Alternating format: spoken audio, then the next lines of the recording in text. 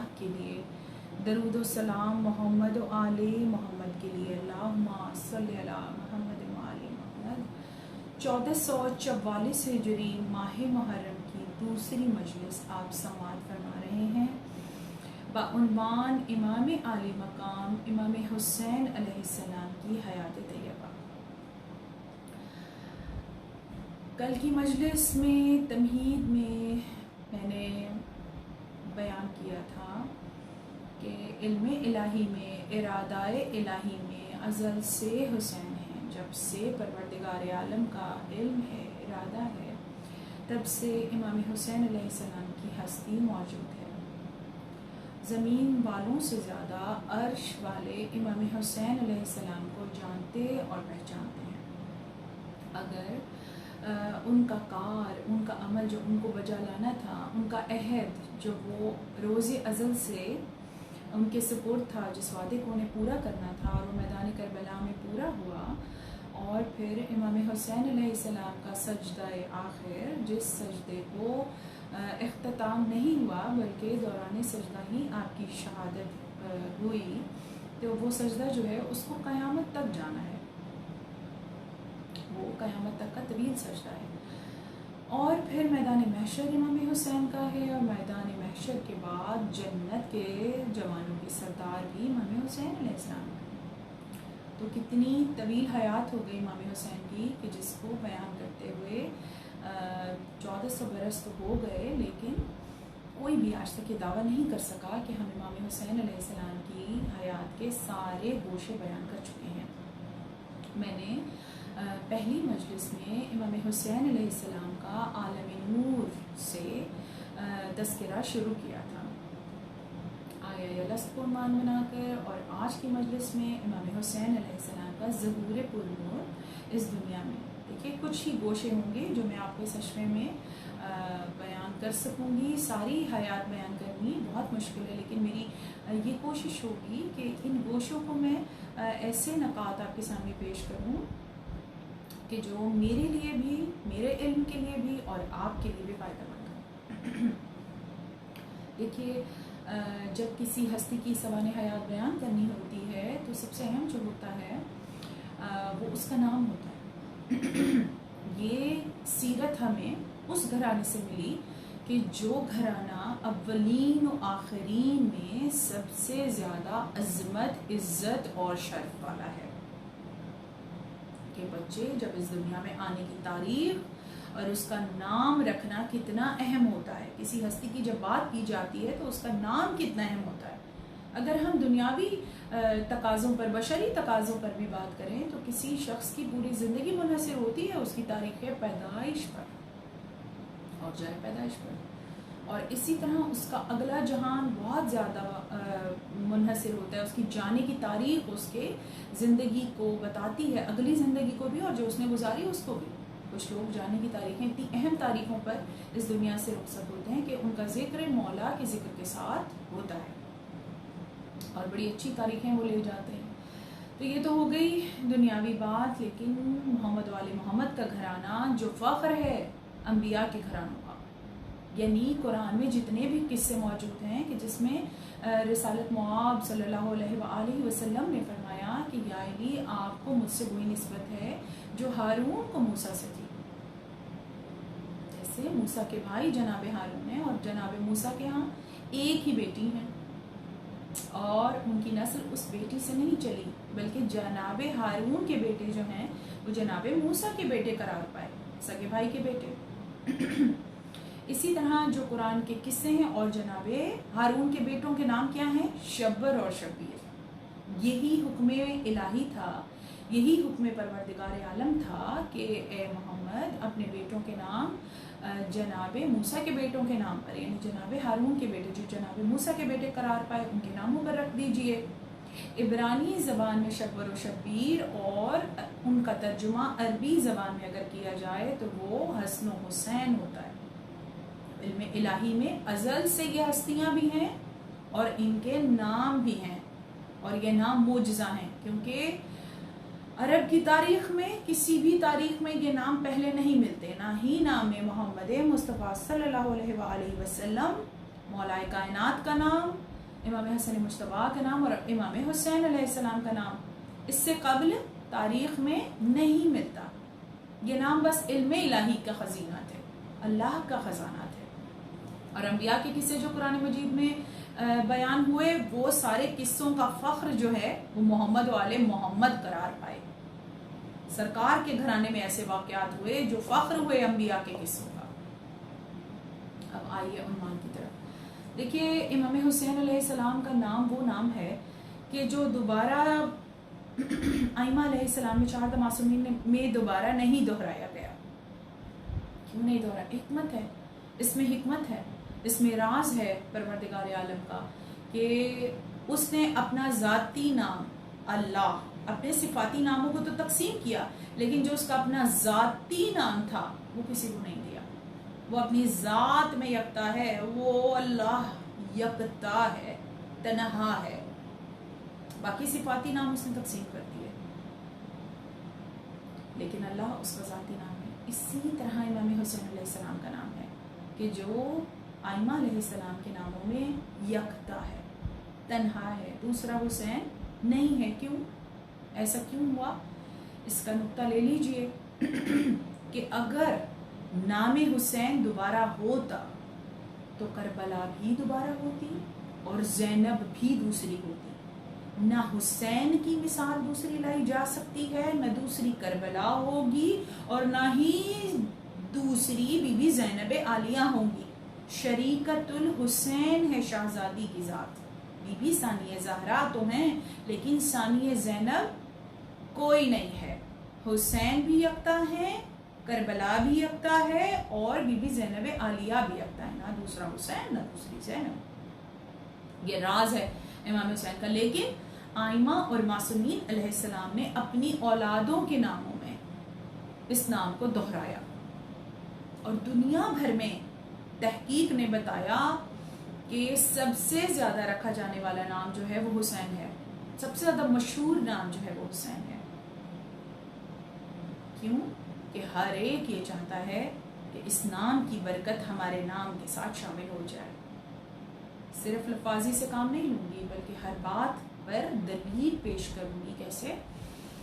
یہ کہ اگر کوئی نام حسین کی برکت حاصل کرنا چاہتا ہے نا، خاک شفا کی تسبیح پر 128 مرتبہ نام حسین پڑھیں. اس کی وہ اسرار اور برکتیں آپ کو عطا ہوں گی کہ آپ اپنی زندگی میں حیران ہو جائیں گے. چاہے وہ وارث چاہیے، اولاد چاہیے، چاہے وہ مال چاہیے، چاہے وہ دنیا چاہیے، چاہے وہ آخرت چاہیے، کوئی بھی عمل آپ نے اپنا قبول کرنا ہو، کوئی بھی دعا ہو جو آپ قبول کروانا چاہتے ہیں، تو آپ نام حسین کا ورد کیجئے 128 مرتبہ. اسی طرح قرآن مجید کلام پاک کا سورہ ہے سورہ فجر، جس کی تفسیر میں ہے کہ یہ ظاہر میں فجر ہے اور اس کا باطن جو ہے وہ یہ سورہ حسین ہے. اگر کوئی بے اولاد جوڑا اس کو 15 یا 30 مرتبہ تلاوت کرے اور پانی کے اوپر دم کرے اور اس کو پی لے تو ان کو اولاد عطا ہو جاتی ہے. اب دیکھیے اگر مرد بچے کا نام حسین نہ بھی رکھنا چاہیں تو عورتیں تو یہ کہیں گی کہ ہم نے انہیں حسین سے پایا ہے، کیونکہ نام حسین میں ایک کشش ہے. یہ معجزہ ہے کہ نام حسین کا واسطہ دے کر اگر کوئی مراد طلب کی جاتی ہے، پروردگار عالم کے ہاں سوال کیا جاتا ہے نام حسین کا واسطہ دے کر، تو کوئی دعا رد نہیں ہوتی. دلیل لے لیجئے اس پر، دلیل پیش کروں کیوں نہیں ہوتی. نام حسین کو نام نہیں ہے پروردگار عالم کے ہاں. کیوں کہ اس میں چھپی ہوئی ہے حسین کی نام. اللہ نہ نہیں کرتا حسین کے نام لینے والے سوالی کو، پروردگار عالم انکار نہیں کرتا. کیوں کہ حسین نے انکار کر دیا تھا بیعت سے یزید کی. حسین نے لاج رکھی پروردگار عالم کے اس ہاتھ کی جو ید اللہ فوق ایدیہم ہے. امام حسین نے اللہ کے ہاتھ کی لاج رکھی اور بیعت یزید کی نہیں کی، سر دے دیا لیکن ہاتھ بیعت کے لیے نہیں بڑھایا. یہ عظمت تھی امام. اس ایک انکار کو اتنا چاہتا ہے پروردگار عالم کہ اس کے بدلے میں وہ ہر ایک کو ہاں کہتا ہے. کسی کو انکار کسی مکتبہ فکر سے تعلق رکھتا ہو، کسی بھی دین اور مذہب اور فرقے سے اس کا تعلق ہو، اگر وہ وسیلہ امام حسین کا پیش کرے تو کبھی بھی پروردگار عالم اس کی دعا کو رد نہیں کرتا. اسی لیے عزاداری امام حسین میں آپ دیکھیں ذوالجناح کے گرد علم جناب عباس پہ، مہندیوں پہ، جو بھی شاعر امام حسین ہیں اور دربار امام حسین ہوتے ہیں، وہاں پہ ہر مذہب، ہر فرقے کے لوگ جو ہیں وہ سلام عقیدت پیش کرتے نظر آتے ہیں. اور امام جعفر صادق علیہ السلام سے کسی نے پوچھا محمد کہ مولا یہ بتائیے کہ کچھ چہرے ایسے ہوتے ہیں کہ جن کو دیکھ کر اپنائیت کا احساس ہوتا ہے، جبکہ ان سے ہم زندگی میں پہلے کبھی نہیں ملے ہوتے، ایسا ہمارے ساتھ بھی ہوتا ہے. اور کچھ چہرے ایسے ہوتے ہیں جو ہمارے ہی ارد گرد ہوتے ہیں، ہم انہیں جانتے بھی ہیں، پہچانتے بھی ہیں، لیکن ان سے ہماری قربت نہیں ہو پاتی. تو امام علیہ السلام نے یہ جواب دیا کہ یہ وہ چہرے ہیں، یہ وہ لوگ ہیں جو عالم زر میں یوم الست، عالم زر میں ارواح کی صورت میں، ذرات کی صورت میں ملے تھے، قریب تھے. اور جب وہ اس دنیا میں دوبارہ ملتے ہیں تو وہ ہمیں اپنے بہت قریبی محسوس ہوتے ہیں، جبکہ ہم پہلے ان سے کبھی نہیں ملے ہوتے. اس کی ایک بہت بڑی مثال جو ہے وہ عزاداری امام حسین میں ہمیں محسوس ہوتی ہے کہ جب ہم مجالس میں اور جلوسوں میں اور عزاداری کے سلسلے لوگوں سے ملاقات کرتے ہیں تو ہم اتنے قریب ہو جاتے ہیں ان کے کہ محسوس ہی نہیں ہوتا کہ ہم اس سے پہلے کبھی نہیں ملے. یہ معجزہ امام حسین علیہ السلام کی ہستی کا ہے جو لوگوں کو قریب کر دیتے ہیں. اور دوسرا معجزہ کیا ہے کہ جو شیعان حیدر کرار ہیں، جو شیعہ ہیں وہ شوا سے ہیں، ان کے اندر وہ نور ہے، بچی ہوئی طینت کس کی؟ امام حسین علیہ السلام کی. ان کا نور شوا کی صورت میں ان کے اندر منتقل کیا گیا. اسی لیے جب شیعہ امام حسین علیہ السلام کا ذکر سنتے ہیں، فضائل پر دل خوش ہو جاتے ہیں اور مصائب پر فوراً، یعنی امام حسین کے نام میں پروردگار عالم نے کشش رکھ دی، نہ صرف عرش والوں کے لیے بلکہ فرش والوں کے لیے بھی. جیسے ہی نام آتا ہے تو دل محبت سے بھر جاتا ہے، اظہار محبت، اظہار مودت حسین کے نام پر ہونے لگتا ہے. اور جیسے ہی مصائب امام حسین کے ابھی بیان کرنا ذاکر جو ہے وہ شروع کرتا ہے اور اعلان کرتا ہے کہ بس ہو گئی تقریر، اور اب مصائب کی طرف جب وہ جا رہا ہوتا ہے تو لوگوں کی دھاڑیں اور لوگوں کا گریا دیکھنے کے قابل ہوتا ہے. کبھی کبھی تو میں حیران ہو جاتی ہوں کہ ابھی تو میں نے مصائب شروع ہی نہیں کیا اور لوگ اس طرح شدت غم سے گریا کرتے ہیں. یہ سب امام حسین کے نام کی برکت ہے کیونکہ ہم عالم زر سے ہیں. تو اگر عالم نور میں امام حسین علیہ السلام کی ہستی موجود ہے اور ان کا عہد موجود ہے جو میں نے کل کی مجلس میں بیان کیا تھا، تو وہ عہد لیے ہوئے امام حسین اس دنیا میں آئے. اور کب آئے؟ 3 شعبان کو. جب اس دنیا میں آئے تو کیا تھا؟ ایک منظر آپ کو مجھے دکھانا ہے اور پھر میں اس منظر کو اسی تاریخ پر تمام کروں گی.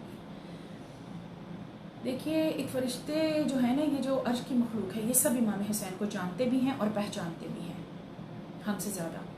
انیس نے کہا کیا اوج ہے، کیا رتبہ ہے اس بزم ازا کا، خل فرش سے ہے عرش تلک صلی علی کا، مشتاق ہے فردوس وری یہاں کی فضا کا، پانی میں بھی ہے یہاں کے مزہ آب بقا کا، دربار معلا ہے ولی ابن ولی کا، جاری ہے یہ سب فیض حسین ابن علی کا. جاری ہے یہ سب فیض حسین ابن علی کا جو یہاں کے جہان کو معلا بنائے، عرش سے ملا دے، مخلوق میں فرق کرنا مشکل ہو جائے. وہ ہستی امام حسین علیہ السلام کی ہے. جب 3 شعبان تھی، اب دیکھیے کچھ فرشتے ہیں جس میں دردائیل ہے، سلسائیل ہے، اس کے بھی قصے ہیں، لیکن ایک فرشتہ ہے جو ممتاز ہوا کروڑوں اربوں خربوں میں، ممتاز فرشتہ ہے. اور امام حسین کے ذکر کے ساتھ 3 شعبان ہو اور اس کا ذکر نہ ہو، یہ ممکن نہیں ہے.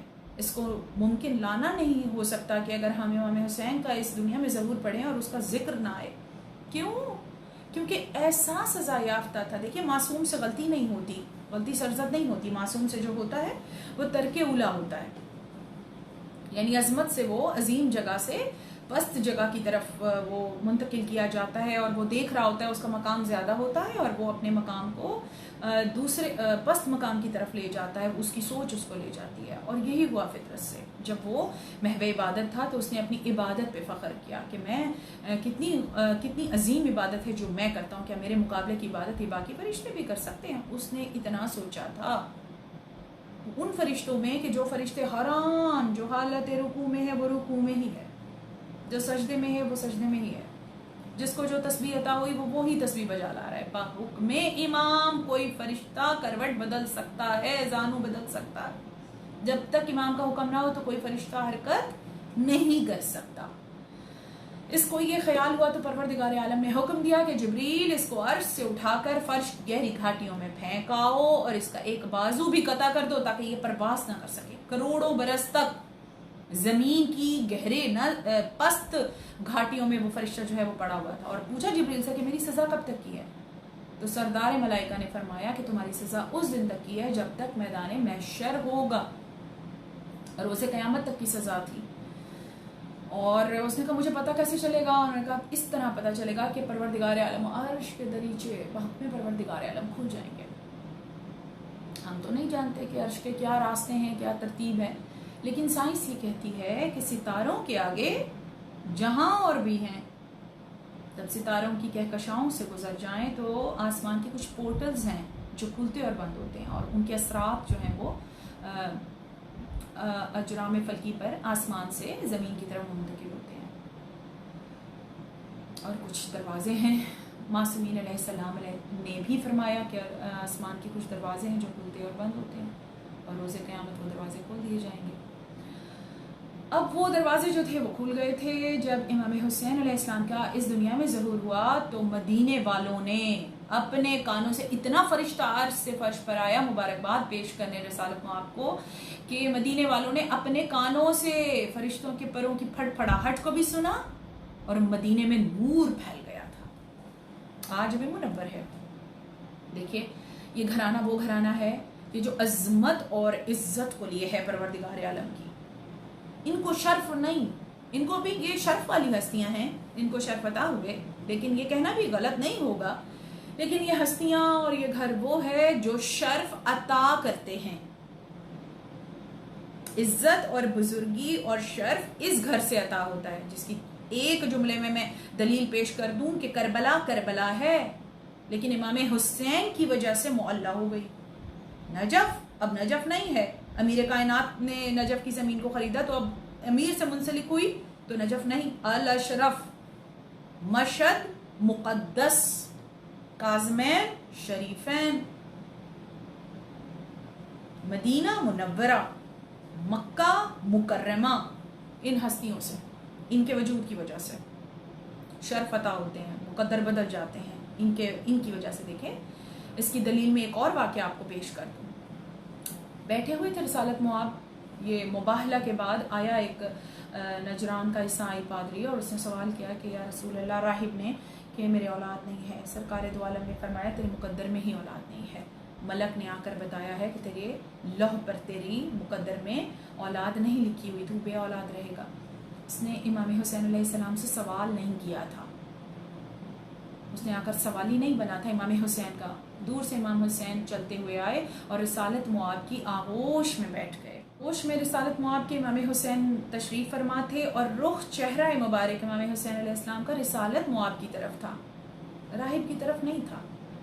سوالی کون تھا؟ راہب. اس نے امام حسین سے تھوڑا بیٹے مانگے تھے، تو رسالت مآب کے پاس آیا تھا کہ دعا فرما دیجیے میں بے اولاد ہوں. امام حسین نے اپنا چہرہ رسالت مآب کی طرف، اور کیا فرمایا؟ نانا میں نے اس کو ایک بیٹا دیا.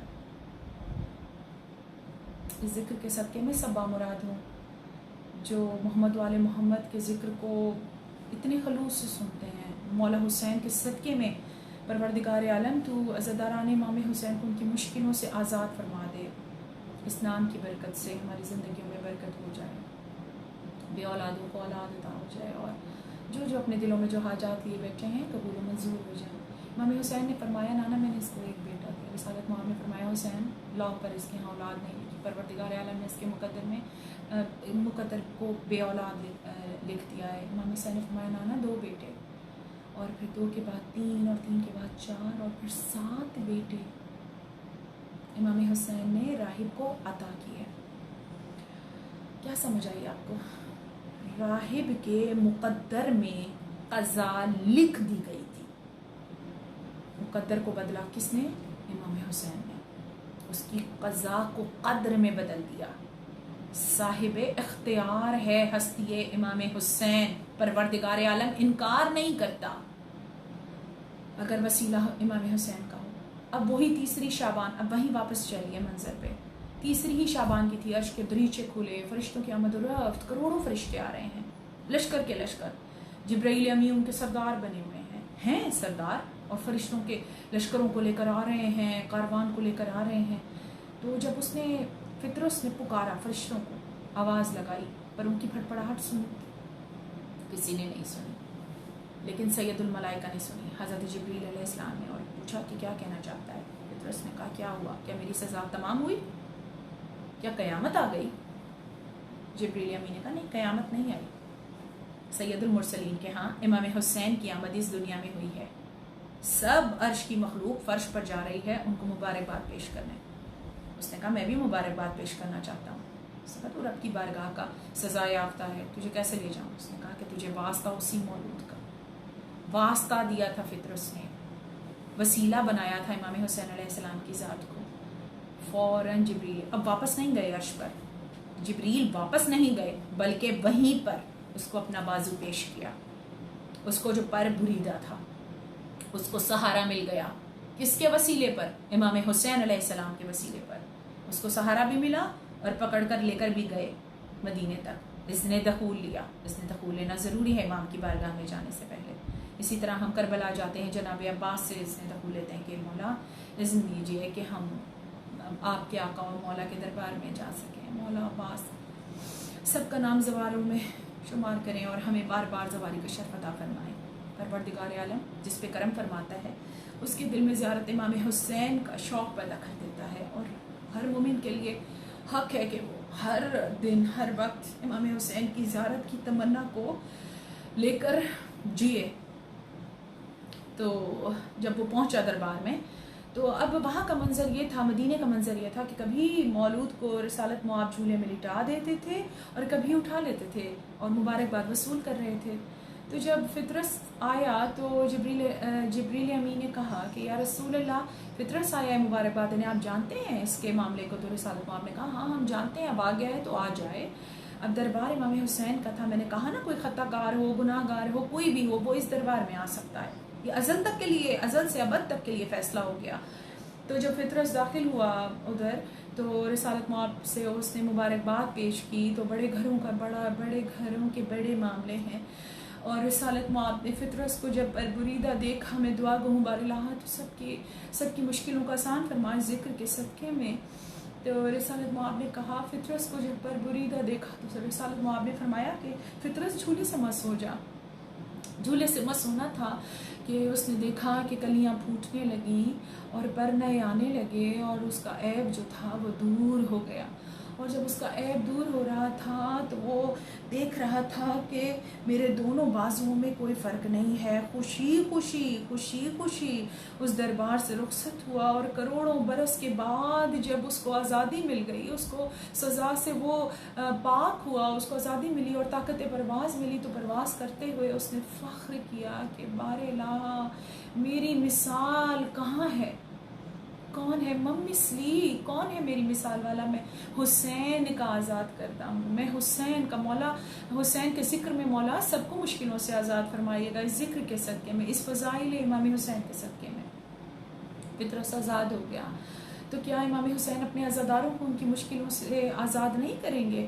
یہ بہت بڑا وسیلہ ہے، یہ بہت بڑا نام ہے، یہ بہت بڑی معرفتوں کے سلسلے ہیں شہزادی کونین کے بچے۔ لیکن اب آ جائیے، میں انہی باتوں کے ساتھ ساتھ آپ کو اسی واقعے کے ساتھ جوڑ دوں گی، آپ کو میں مصائب کی طرف لے جاؤں گی، لیکن اس سے میں تھوڑا سا واقعے کو آپ کے گوش گزار کروں گی کہ جب یہ اس دنیا میں تشریف لائے، ان کا ظہور ہوا، تو رسالت مآب جب عصمت سرے میں داخل ہوئے، جب بھی دونوں شہزادوں کے ظہور ہوئے تو رسالت مآب مدینے میں ہی موجود تھے، آپ تشریف لاتے اور پھر پوچھتے مولا کائنات سے کہ آپ نے مولود کا کوئی نام رکھا، تو مولا کائنات یہ فرماتے کہ یا رسول اللہ آپ کی موجودگی میں سبقت کیسے کر سکتا ہوں؟ تو رسالت مآب یہ فرماتے کہ پروردگار عالم کی موجودگی میں سبقت نہیں کر سکتا۔ تو یہ اسم جو ہیں یہ عرش سے آئے ہیں، بحکم پروردگار عالم ان شاہزادوں کے نام رکھے گئے۔ تو رسالت مآب ایک بار امام حسین کو جب آغوش میں لیا تو رسالت مآب نے گریہ کیا۔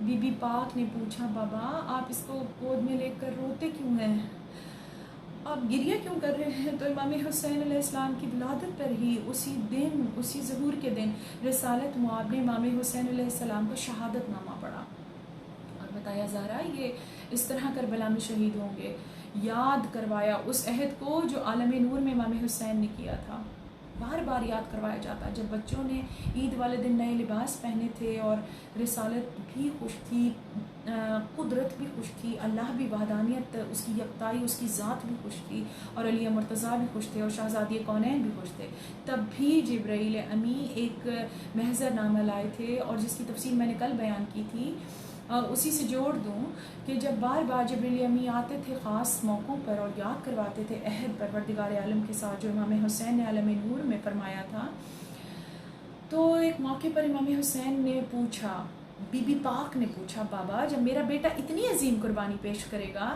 تو آپ بھی نہیں ہوں گے اور علی بھی نہیں ہوں گے، میں بھی نہیں ہوں گی، حسن بھی نہیں ہوگا، تو پھر میرے بیٹے کو روئے گا کون؟ اس سوال پر جبریل امین واپس پرواز کی اور عرش کے اوپر گئے اور تشریف لائے اور کہا کہ بات و درود و سلام، پروردگار عالم یہ فرماتا ہے کہ وہ ایک قوم کو خلق کرے گا، ایک قوم کو خلق کرے گا، کس واسطے؟ رونے کے واسطے، جو دنیا میں آئیں گے اور دنیا میں آ کر ان کے بوڑھے بچے جوان سب امام حسین پر گریہ کریں گے، خاص خلقت ہے گریہ کے لیے۔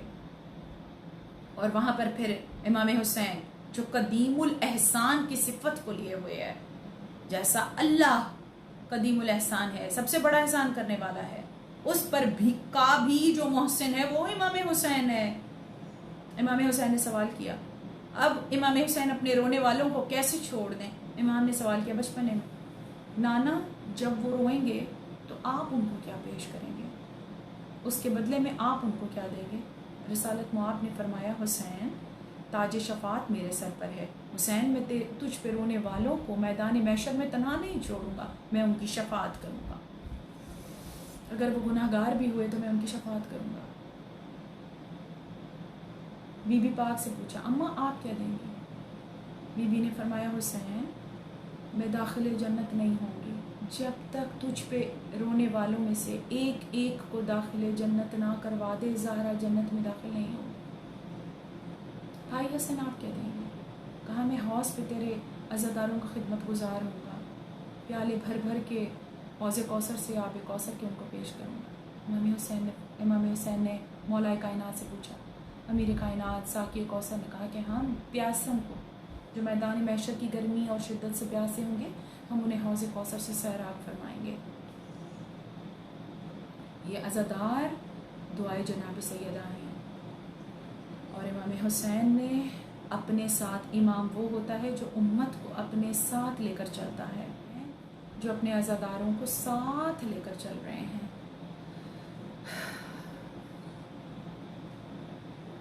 یہیں پر میں اپنے بیان کو تمام کروں گی کہ جب جب معصومین نے پنجتن پاک نے اس دنیا کو چھوڑ رہے تھے تو بڑی مصیبت تھی، جب رسالت مآب کو زہر دیا جا چکا اور ہر ایک گریہ کنا تھا، ہر ایک تکلیف میں تھا، سرکار دو عالم خود تکلیف میں تھے، امام حسین کو طلب فرمایا اور کہا کہ اس کو میرے سینے پر لٹا دو، اس سے میرے قلب کو سکون ملتا ہے۔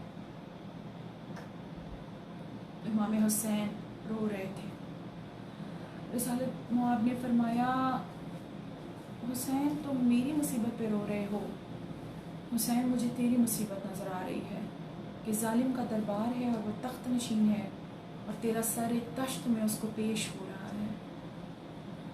حسین اپنی مصیبت کو بھول کر، رسالت مآب اپنی تکلیف کو بھول کر امام حسین علیہ السلام کے مسائل بیان فرما رہے ہیں۔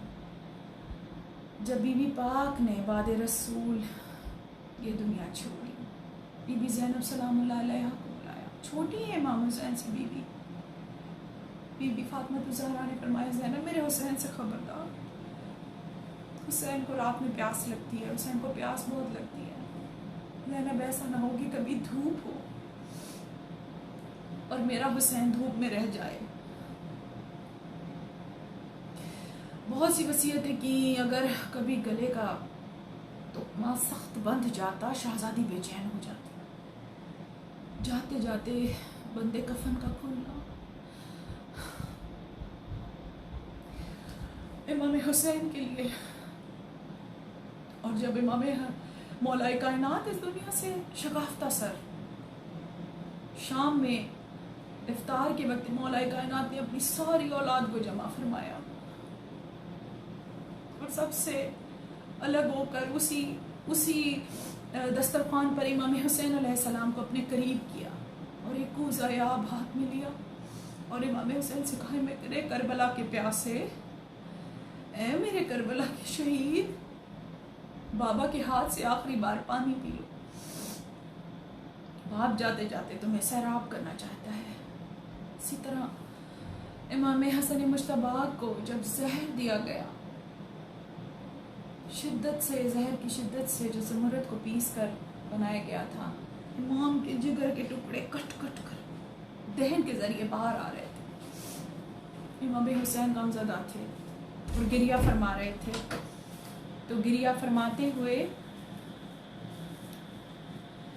इमाम हसन मुश्तबा ने फरमाया कि हुसैन, तुम्हें मेरी मुसीबत नज़र आ रही है, मैं तुझे मैदान करबला में तन्हा 72-71 के दरमियान देख रहा हूँ कि कैसी आलम गुर्बत है और तू तन्हा है। हर मासूम ने दुनिया से जाते हुए इमाम हुसैन अलैहिस्सलाम की मुसीबत को याद किया। बीबी पाक, क्या सन है बीबी का।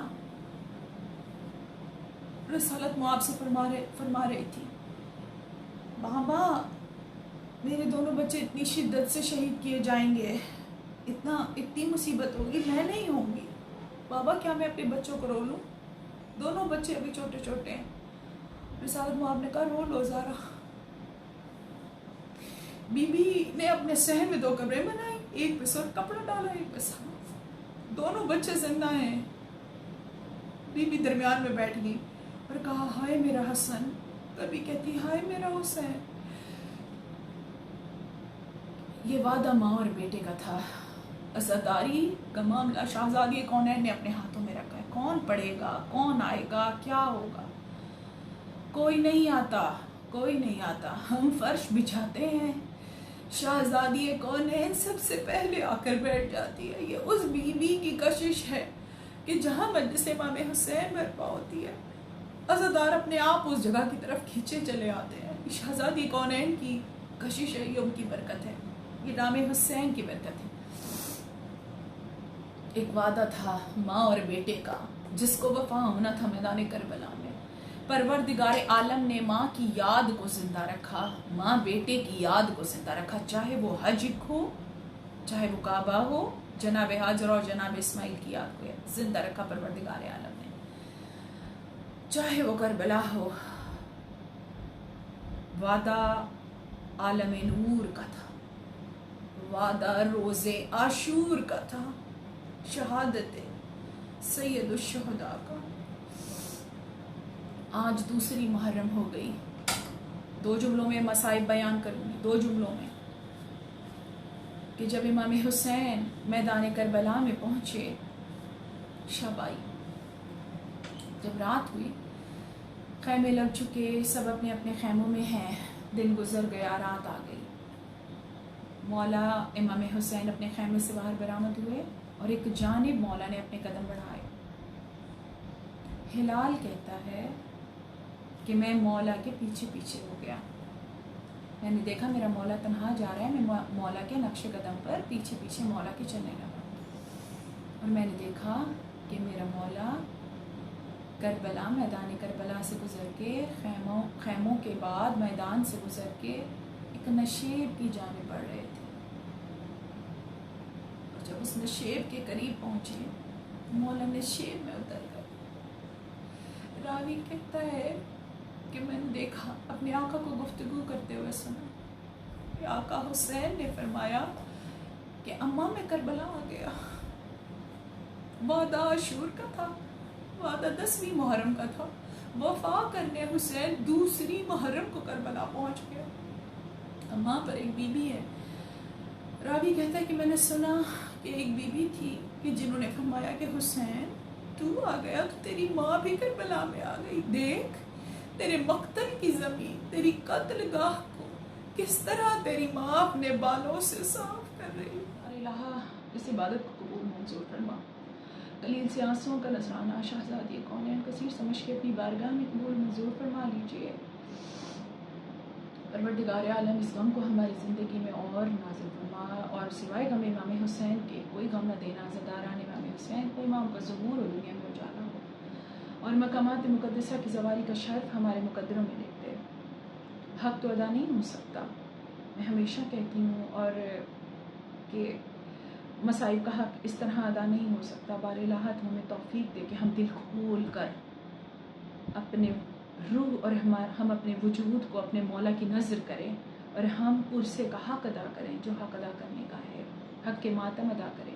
پروردگار عالم اس ذکر کو ہماری نسلوں میں جاری و ساری رکھ، جناب عباس کے صدقے میں ہماری نسلوں کو، ہمیں ہمارے بزرگوں کا بہترین وارث بننے کی توفیق عطا فرما، اور ہمیں امام حسین سے وفادار رکھنا۔ پروردگار عالم اس ذکر کے ساتھ، کربلا کے ساتھ ہمیں وفادار رکھنا، آمین یا رب العالمین۔ اللہم صلی اللہ